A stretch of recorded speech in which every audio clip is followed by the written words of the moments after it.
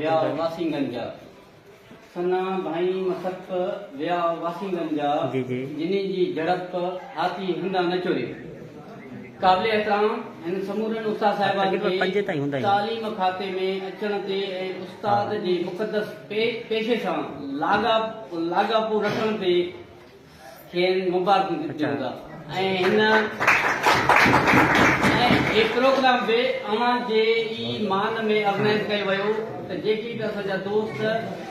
काफ़ी खोड़ सारा ऐं ॾिसण थो मुंहिंजे शागिर्द बि आहिनि जेके हिन मुक़दस पेशे सां वास्तो रखनि था हिन सभिनी खे तालीम खाते में अचण ते ऐं उस्ताद थियण ते मुबारकूं। मां शाम तव्हां सां मिलां करूं इन हवाले सां तव्हांखे वधीक थोरो ॿुधाईंदो हलां त असां जेकी बि ही युथ आहे तक़रीबन असांजा सीनियर उस्ताद क़ाबिल एहतराम रिटायर थी चुका आहिनि हाणे जेका मेजॉरिटी आहे उहा असांजी युथ उस्तादनि जी आहे सो तव्हांजे लाइ असां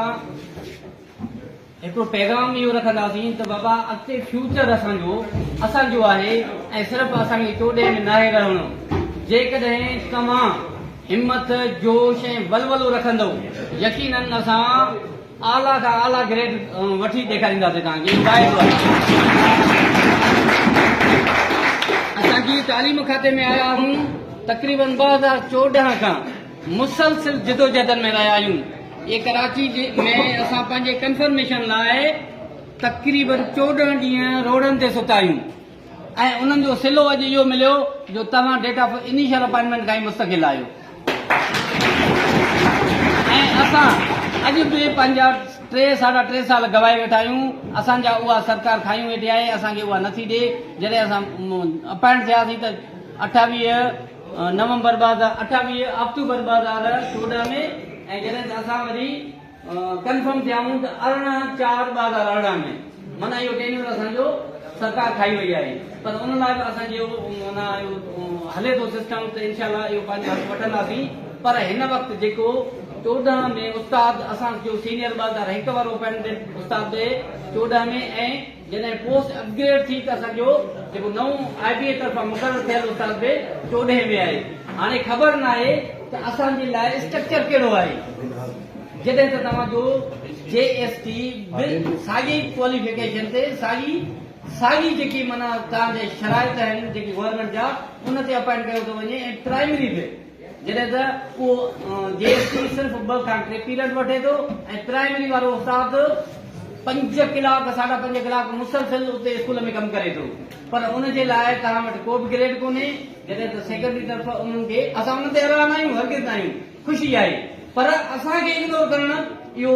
ॾुख भरियो कमु आहे जेका इहो वाइदो आहे जेकॾहिं असां खटी आयासीं इन ई उस्तादनि खे वाइदे सां 20 ग्रेड ताईं पहुचाईंदासीं मक़सदु असांजे ताउन सां आयो असांजे हमख़्याल ग्रुप वारो आयो त इहे कराची जा रोड हूंदासीं असां हूंदासीं ऐं सरकार सां भेट थींदी असां पुरज़म आहियूं हीउ जेको पिंडाल आहे